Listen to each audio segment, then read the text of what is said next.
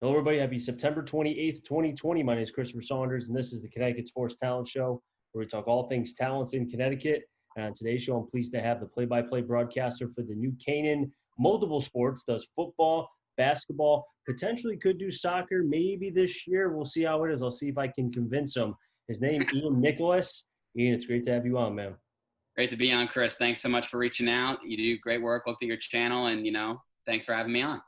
I really do appreciate it. I think, first and foremost, I think a lot of people the last couple of weeks, who I've had on, I've had some basketball players, I've had some coaches, but, the big thing and the big story is high school football. It's not being played as far as the 11-on-11. The 7-on-7 is being played, and we'll get to that later. But I just want to get a quick comment about the 7-on-7 with lineman challenges. That's definitely going to be interesting. I used to be a lineman for a new Canaan team. Wasn't a very good one. That's why I quit. But, it's going to be interesting to see how that plays out, Chris. That's going to start Friday for Fairfield County in the Ciac. I know it's already started up near your neck of the woods with a couple schools in upstate Connecticut. But I don't know how it's going to go. The players obviously know how to do 7-on-7. There's an annual Grip It and Rip It tournament in New Canaan called the Grip, where, teams from across the state come and play 7-on-7. So, that's not the challenge, but it's not real, 11-on-11 football. You're taking out 7 to 8 starters. It's, kind of taking away a big backbone of the game, and that's why a lot of people are upset.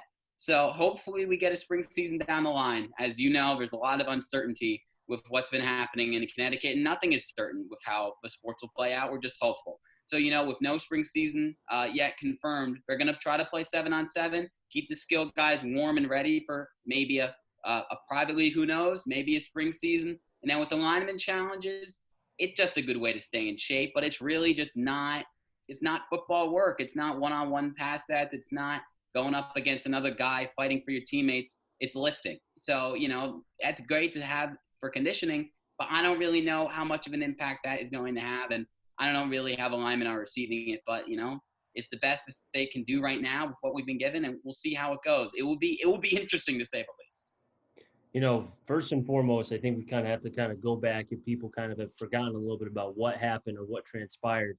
You had the CIAC and DPH.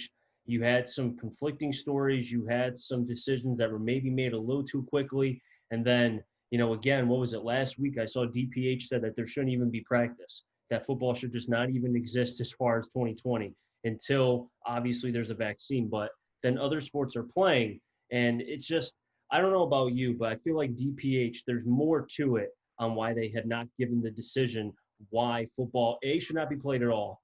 And at the time, too, when they just said, oh, you can practice, but that's it. I think why a lot of people are upset and confused is there's no real support of why football, there's no numbers that show why football shouldn't be played.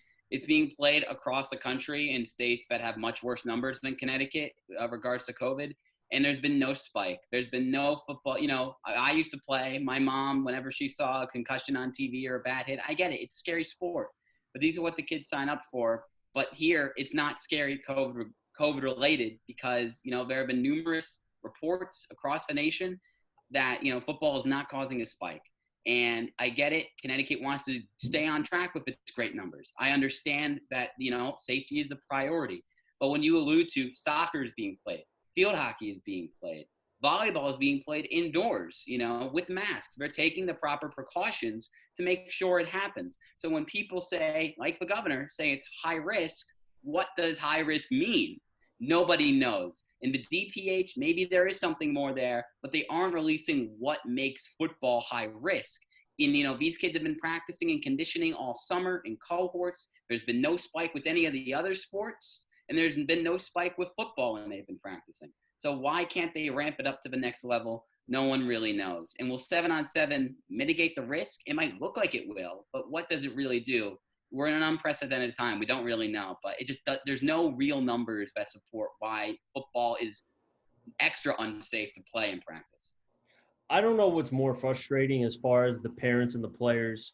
I don't know if they're more frustrated that they're not playing or the fact that they have not been given a straight answer about why football, at least on 11-on-11, is not being played. And then you think about what, DPH came out with last week saying that, oh, basketball can be played under a specific rules. But again, that's indoors. You would think basketball. See, when I think of basketball, and I'm sure you've called a lot of games. I've called Yep. a lot of games. Basketball, it's intense. It's a very intense game. It's Yes. body to body, and in some ways, it's football minus the tackling. So it's like, Hmm. how is that okay? But football isn't. It doesn't correlate by any means.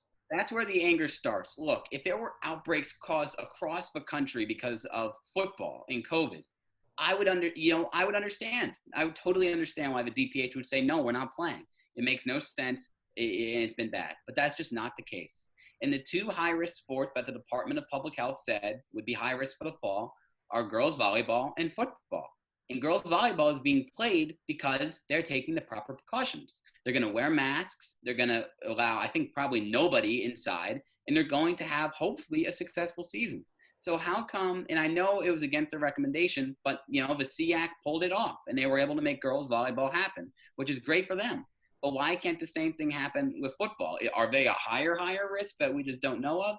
There are no numbers that really support that argument. So why can't the football players wear a protective shield or a face covering of any kind? They would. I know they would do that to play a fall season in full. So it doesn't make a lot of sense. That's why that's why parents are frustrated, because there's no straight answer. There's no there's a 50% chance that your kid will get it playing. There's no number that has been given out yet, or probably will be given out, that would support why football isn't being played and why it can't be played in the spring. I really can't put my finger on exactly why football is not being played. I've tried to think maybe DPH has an out for football. I've tried to be able to find maybe articles or writings about DPH and their concerns for football. I haven't been able to find them yet. But when you're seeing other states reversing their decision, I mean, look, you have big Power Five conferences, the Big Ten and the Pac-12 Yes. have changed their decisions. They're playing. I know the Pac-12 is going to be the latest of the Power Five to play. Mm-hmm. But then you even have non-Power Five schools. I saw you have the Mountain West. You had the MAC. I mean, everyone other than UConn, which, I mean, heaven forbid, we don't want to see UConn play. But it's just it's it, it's one of those things where I wonder, because each, almost how each state has a different, governor. Yep. Okay, stay with me here. And now you have the cases where each state has a different doctor, just like each Power Five school had a different doctor. So I wonder if each one, and this is the danger of having a separate entity, a separate person making the decision or the recommendation, it starts to get a little bit sticky. Yeah, that's the thing. And remember when originally the college dominoes began to fall, a big argument was, well, this conference has that doctor and their set of doctors and their board, and this conference has that. So there was no correlation between who's playing and who's not playing, and all of their numbers were different. I mean, I get it. It's separate conferences, they're separate entities, but they're all playing the same sport in the same country. They never came together and, made it would have been a lot smoother if they were either all in or all out. But instead we saw them go all out, and then a few of them tried to do it, and then they had success, and everybody's coming back in saying, "Uh-oh, well, we have to get back in now." So the same thing should apply for high school football. Yes, there's different states, there's different COVID numbers in all these different states, but you mentioned the reversing. Michigan reversed their decision. Delaware reversed their decision. Colorado reversed their decision. All states with worse COVID numbers than Connecticut, who saw across the country that it was safe to play football, or it wasn't high risk to play football, I should say, because everything's going to have a risk these days. It wasn't higher risk to play football, and they were like, let's try to make this happen. But in Connecticut, we've seen no surety from the start. I think we do have to give the Ciac some credit for trying to push and push and push, but there's been no clarity on why it's unsafe. The numbers in Connecticut have gone up slightly, but I would relate that more to schools opening, and there hasn't been a big outbreak. It's just been a smaller one that's been contained. So I just don't really. Again, I'm baffled. There's no real answers. We tried to support our arguments to them, and protest. They've tried, and they've been powerful. It shows just how much football means to these kids as a sport, and at what lessons it teaches. I used to play. I understand. It just doesn't make a lot of sense. And I respect Glenn Lungarini a lot for what he did. I had him on the show. He's a great guy, and I understand he wanted to play football, and he's a former football player himself, I think, at Seymour. So mm-hmm. I understand that I've seen tweets from players and such saying that, Glenn Lungarini wanted to destroy my dreams. And no, I don't think that's the case. No. I think this is one of those situations where we have never been through this before. And I No. think each step, just like how you could pick apart anybody's speech from whoever and say, oh, what do they mean here? I don't think they meant that. I mean, it's very difficult. But I will say, for the CIAC to continuously try to convince DPH when DPH said multiple times they were not changing their mind, it's kind of like beating a dead horse. So I Yes. felt like if the CIAC could have just said, you know what, we're going to stop trying to convince them, they're not going to change their mind. If they did that in maybe mid to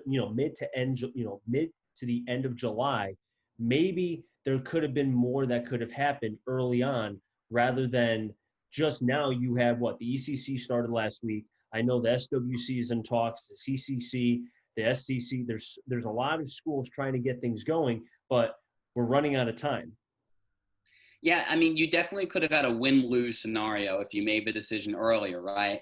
I get it. You want to give people hope during a very difficult time for everybody, and you want to, hold out and hope that you can change somebody's mind. But the DPH, they had made their decision months ago in reality. And as much as I hate to say that, it really didn't seem like they were budging. And even though it doesn't seem like they had too much of a legitimate reason not to budge, that was their decision. That was their, what their experts and their board, that's what they thought. So if the Ciac a few months ago told these football players, you're not going to play in the fall, we don't have DPH support, but we're going to move it to the spring just to put a date on it, then I think they would have been frustrated, but they would have understood. And it wouldn't have been these months of back and forth, and we wouldn't have had threats. And, it's just been insane. We wouldn't have been up in Hartford at the protest. All of that would not have happened if they had just figured out, look, we're not going to be able to convince them. I get it. There were moments where there was hope and they were practicing, and, I was screaming in the car because I was looking at Twitter and I saw the news that, all sports are on. But, how is it that I remember the original board of the Ciac Board of Control said, the only reason football is not being played, why football wants to move to the spring is to have a full season. But it's safe enough now to play in the fall. So let's play all the sports now in the fall and give these kids a shot to use the right protocols, use the right precautions, and give them a chance in our very safe state right now to make it happen. So it's just, if they said a few months ago, we're not getting the support, we're going to move it to the spring, March 1st, that's our day, you're getting your season, that's some closure. That's some, okay, I will see you then. We will have a season. But they haven't gotten that. Instead, we've heard, we don't know what the numbers are going to be like then. We can't do that. Like, then why not just cancel all sports everywhere if you don't know what it's going to be like in the future? You have to give it some chance. We can't, look, I think we have to take every precaution we can, but we have to try to make things happen. We can't just close down everything without giving it a shot. As people have said, give us a chance to prove we can do it right.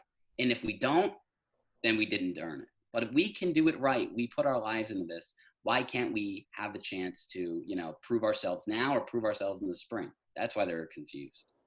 And I mean, think about it. Lamont even said like, we could play in February, but then he's kind of talking out of both sides of his mouth because he's mentioned about how there's a second wave. I mean, everyone's been talking about the second wave, and it's like at some point, there was a lot of talking between DPH and CIAC and Lamont. Nobody was kind of putting forth and saying, this is the decision, this is what we're going to do, capiche, it's over. It just kept prolonging over and over and over again. And then I think that's probably the most frustrating part because of that. And then think about it. You had the protests in Hartford, and I commend those kids, those young men, and even some women who went as well, trying to help their student athletes, trying to help their friends and just show support. But then you had what? Less than a week later, you had a report come out that a Maloney player had the virus, or he tested positive for the virus. Mm-hmm. I don't know about you, but to me, I've seen, and this goes for all media, just beyond sports in general, I'm starting to see the true colors of what media really is through this whole pandemic. Am I wrong? Look, I mean, I think some media members have done their job, and I think, you have to be as unbiased as possible, and you can't come out and say, oh, the state is doing a horrible job, there has to be football, and you shouldn't come out and say, what are you doing? You have to make sacrifices, you can't play, sorry, guys. You have to be able to bring out the news, and you have to bring it in the light that it's in. And I do think, to your point, some people have construed that and tried to make it like, oh, look at these kids. They were unresponsible and somebody has COVID. But I was there. I was at the Hartford protest, and I can tell you, yes, it did not look the cleanest from, you looking at the cameras, and there was a lot of kids there, a lot of bodies. I understand it did not look great optically. Everyone had masks. Everyone tried to stay as safe as possible. It was not reckless. It was, it wasn't the smoothest. It wasn't the best looking, but everyone had masks, and there has been no other outbreak. Nobody else at Maloney has it. One kid got it because this is a global pandemic and people are bound to get it. Nobody from my town, from New Canaan, got the coronavirus because of that protest.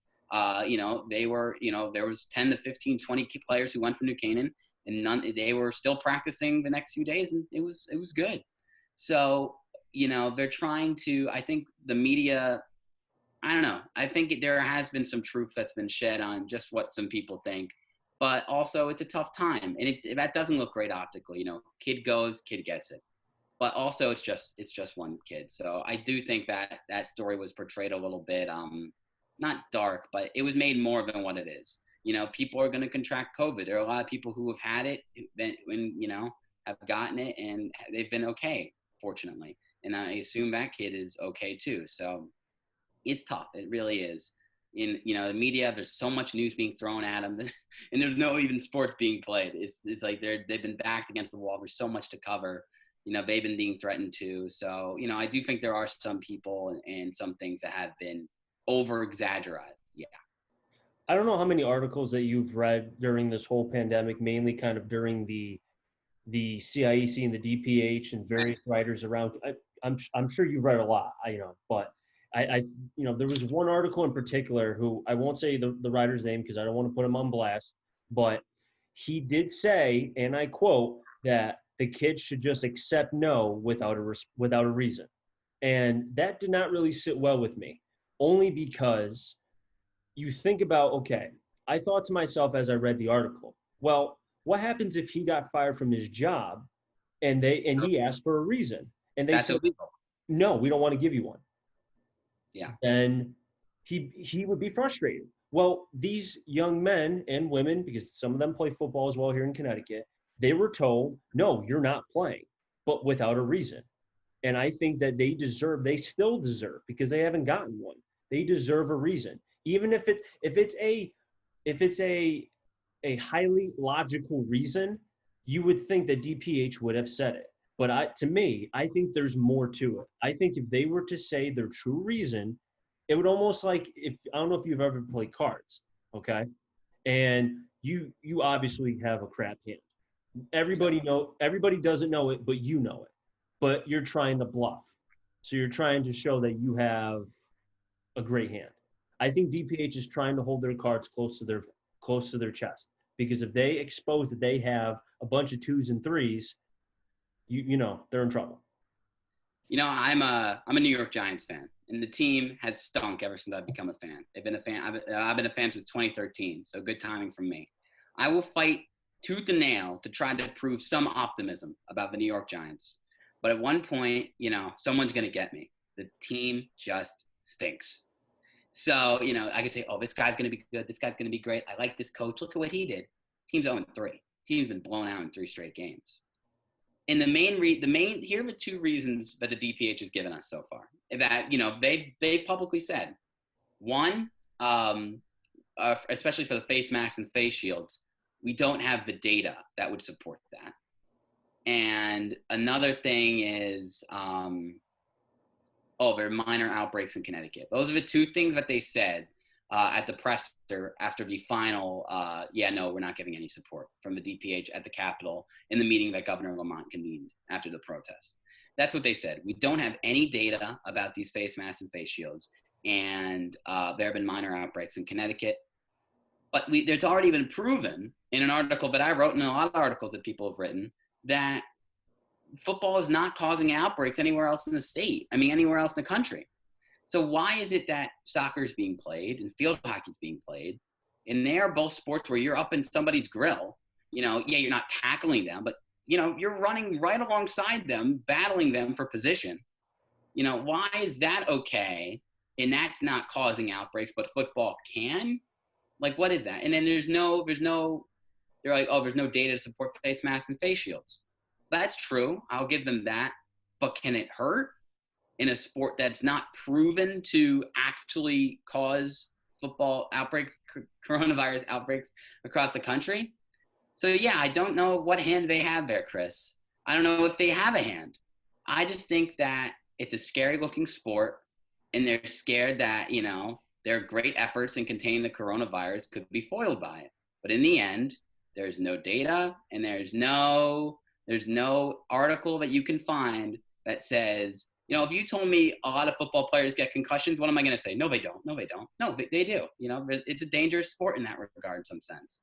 But they're trying to make it safer and safer and safer over the years. And, you've seen those numbers fall down because the game is getting safer over time. And just like that, you can take the mitigations, and you can make the strides. You can at least make the effort to try and make it safer. And you're telling me that wouldn't? They're just throwing it to the side and not saying it. And they're saying those face guards and face shields would do nothing. So I don't know what hand they have. And I think people are smart enough to realize they really don't have anything, do they?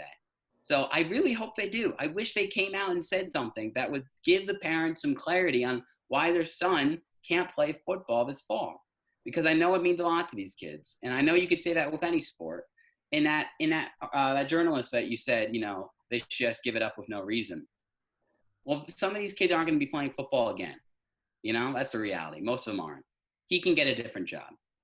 If somebody got fired, he's probably younger, or, got years ahead of him in the professional industry of journalism.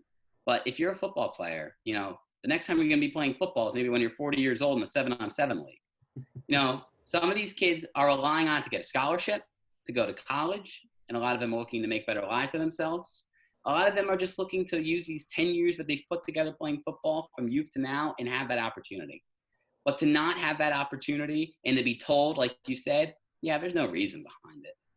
Yeah, it's pretty much out of fear. That's like what's happening here? Like, we're like, whoa, no, like what? Why is my kid not allowed to go on the football field? At some point, I don't mean to cut you off, but at some point, football is going to, as far as 11-on-11, it's going to come back at some point. But I think we as a society are because obviously almost everybody in the world, other than unless you were born in like the 1920s or still alive 1918, this is a pandemic that we have all never been through before. And to go back to what I said about how I think people are cautious, nervous, maybe those are the right words, maybe they aren't, but at some point, we as a society have to move on. We have to move forward with our lives. We can't, my girlfriend's a teacher, and she's heard about schools. She's seen one kid get sick, the entire place shuts down. At some point, we have to just move along and move forward. And maybe that'll happen when we find out more about this virus and, the heart conditions, the abnormal heart, and, the enlargement and all that. Hopefully at some point there can be, and I don't know when that's going to be, but this virus is not going away anytime soon. It's going to be here for a while. And if we continue to do what we're doing, as far as one person gets it, everything shuts down. Or we have this argument about, this is a moderate sport. This is high risk. You can't play. You can't play this one. Oh, wait, no, one person got sick. Oh, now you can't play. There's so many things that are going on. We're affecting young people. We're affecting middle-aged people. We're affecting everybody. The mental health of people is the most concerning part. Look, before I touch on that, New Canaan High School, I think I've got to applaud the people who work in the educational system here in New Canaan for what they're doing during this issue. We have a hybrid system. We wear masks every day at school that we're in school. And there were some kids who did get COVID here. Four confirmed cases and 50 people in quarantine because of contact tracing. But I can tell you, Thursday morning, I will be at New Canaan High School in person. We are not shutting down, but what we did is, instead of the reopening date, everybody was originally going to be October 7th. Now it's October 26th. They pushed it back. They're playing it safe, but they're giving us hope, and they're giving us a chance to continue to do well with COVID and get back in school fully. And I would love for that to happen. So why couldn't they do that with football? Why couldn't they give it the shot? Maybe a few kids would get it, and maybe you have to postpone the season a little bit, but why couldn't you put a date on it? Because that's the part that really confuses me. New Canaan High School and the New Canaan public school system is going to hopefully reopen fully by the end of October, even though they've had a small COVID outbreak, because they're able to put the right procedures in place to make sure that doesn't happen again and again and again. It might happen once, but hopefully it won't happen again, and that's what they're hoping. So that's the part where, some people are doing a great job with keeping up hope and putting a date on it, and some people aren't. To the mental health aspect, look, I've had a stressful month, and I'm not even playing football, and it's because I want my chance to call senior high school football games because, I want to do this the rest of my life, and this is a big step for me, and I know these guys. I love a lot of these guys. I'm biased. A lot of these guys are my best friend on the New Canaan High School team. So I can tell that they've just been through the ringer. They go out there and they practice and they're with their friends, but they don't know if they're ever going to get that season. And, just to be wasting all this time practicing for maybe no end goal, I've heard them say numerous times, this could be our last practice. This could be our last practice. That's horrible. And just for that to be dangling in their head a month into school during a global pandemic, on top of high school stress. Now you have stress of, will I ever be able to be with these guys again on the football field? Will I be able to play in college? Will I be able to get a free ride to college? Or, will I be able to do what I wanted to do after putting all this work in during my high school career, lifting during the winter, during the summer, breaking a leg, breaking a collarbone, going through all that physical stress in time, and now not being able to have a senior season. Our head coach, lineman Marinelli, put it best. He's stunned, and he's been around for 40 years coaching high school football. That's kind of crazy that a guy like that could be stunned, because everybody just doesn't understand how their seniors and their kids won't have the chance to complete their high school career, while soccer players will. And I'm not taking any shot against soccer or field hockey. I can't wait for them to have their season. I have a lot of friends on those teams. Congratulations to them. They deserve a season just as much as football does. And they were able to get it done with volleyball, and those volleyball players are going to be able to get their season done, even though it was high risk. Football is also high risk. Why can't we take the mitigations and finally give these kids some clear headspace to do what they do, which is, play football and be a football family? And that's why I commend what the ECC did and the AD for Ledyard, Mr. Bunacore, Yes. for what he was able to do as far as, because I had him on, last week? I think it was Tuesday. And I just wanted to ask him about the league. And I was excited when I saw the blueprint about what the league could be. And then I saw it in action on Friday. And I know it was only on Twitter. I wasn't there in person. But it looked really good. And from the feedback I got from coaches that I know that in the ECC, and just ones I saw that had comments on Twitter from multiple writers who went to cover the games, it was nothing but spectacular. And I think for Bunacore to kind of put his foot forward, find solutions, because I don't know if you know this, but I'm a big solutions guy. I think everything has a solution one way or another. And I think for him to be able to say, okay, 11 on 11 is not going to happen. Let's stop crying about it. Let's move on. We all want to have 11 on 11. It's not going to happen. Let's figure something out. So him and the team of the ECC, the ADs and the coaches, put stuff together, and they were able to find a plan. I mean, there's a couple lineman challenges that Coach Bakulis from NFA, who's the head coach, was able to put forth. And I think this is what makes the league so intriguing for other leagues as well. Now you have coaches who are mentors, who are father figures, who are just there for the young men in general. I think them being able to put forth their high football IQs with the league, and then just overall to make it what football is, which is a family atmosphere, is fantastic. Yeah, I mean, you're organizing these kids for a greater goal. You're giving them competition in a time where they've just been practicing and practicing with no end goal in sight. That's what I was saying earlier, and you summed it up very well, Chris. It's just, look, it's not going to happen. The DPH isn't going to suddenly shift. The governor has made it clear that he wants football, but he's not going to really step in and do anything about it right now. And the Ciac can't do anything without either of their support. So we have to do something now to give these kids some competition. Because when they see those soccer players and those volleyball players and those field hockey players playing, and they're just practicing, they're going to get even more frustrated, and they're going to get even more down in the dumps. So giving them some sort of resolute competition, saying, you know what, this is what we're going to do. This is the best we can do. we're going to ask for coaches' input, and we're going to make sure we can give it, as much of a opportunity to give these kids success, to prepare them for a spring season, or just to give them competition now, to fuel them now. So I get it. You can do 7-on-7 any day of the week, but just having that opportunity to compete and to get those guys running and giving it their all against real competition from another town, that's exciting. That is something. And the players might not love it now, but by Friday night, New Canaan, Darien, I can bet you that some of my good friends are going to be happy running routes and backpedaling on Dunning Field. And in the lineman challenges, it's tough because you really aren't competing and going one-on-one with guys out there. But to have some sort of competition where, you can bench press more than the other guy, you can flip a tire faster, quicker than another guy, that is some sort of competition. And that will get you riled up, and that will set you up for a good Friday night. So not only is it good to condition the guys, but it gives you competition. It gives you, some validation that, hey, look, I'm having a great night. All my summer work is coming to fruition, in a sense. So it's not perfect. But for that AD to come out and say, let's give these kids something to do on October 2nd throughout, a month span, that was powerful. And that really shows that there are some people who are willing to take a risk, and they're willing to get people together to make the tough decisions. So I appreciate that he did that, and now the FCIAC is following his plan. And, people have to appreciate that he put his foot forward and moved the direction from negativity to some sort of positivity. And I told him last week when I talked to him that I felt like this was going to be, and I did not have any inside knowledge about the CCC, the SCC, the FCIAC. I had no idea that they were going to start to take the idea and put it into their own plan to be able, not to so much copy it and say it was their idea, but to go along with it.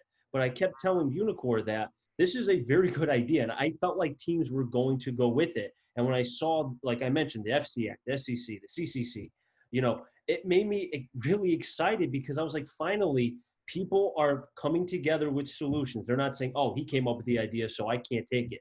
No, there's a collective goal here to help the students and to help the young men who are trying to go to college, who are trying to just finish off their senior year, as you mentioned, with the program that you're with as well. And I think, again, to go back to what I said about Coach Bakulis, the two things that really, and this is what he came up with, 3rd and 5, 3rd and less than 5, or 4th and less than 2.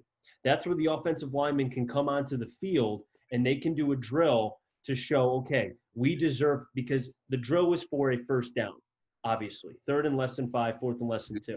And that's where the competitiveness comes from, because now they can prove, okay, if they have to flip a tire or do whatever drill that they have to do to show, this is why we deserve the first down. And I think that's where the motivational compact comes in, and Coach Bakulis deserves a lot of credit as well for that.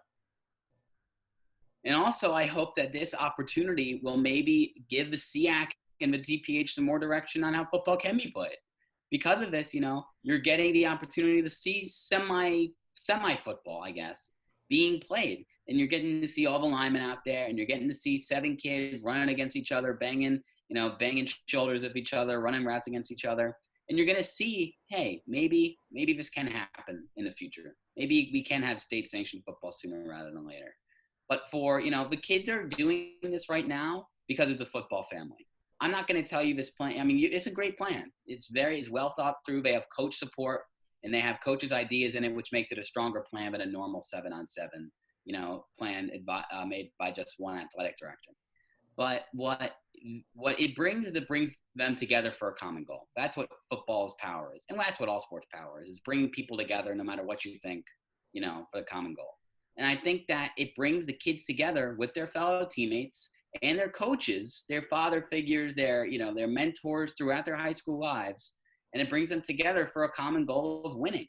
And, they'll try to incorporate as many, real football activities as they can, in those 3rd and 5 and 4th and 2 scenarios to try to prove it's safe enough to play. We can give these kids a chance to compete and bring that competitive nature back. And, we can bring all of these kids together with their mentors to, help them mentally and also give them some competition that they desperately need. Well said. Well said. And, we're going to end it right there, Ian. It's great to be able to have you on. I really do appreciate it. Have fun calling soccer, football, whichever. Hopefully you can do both. But I wish you nothing Yes. but best of luck, and you're welcome to come back on anytime.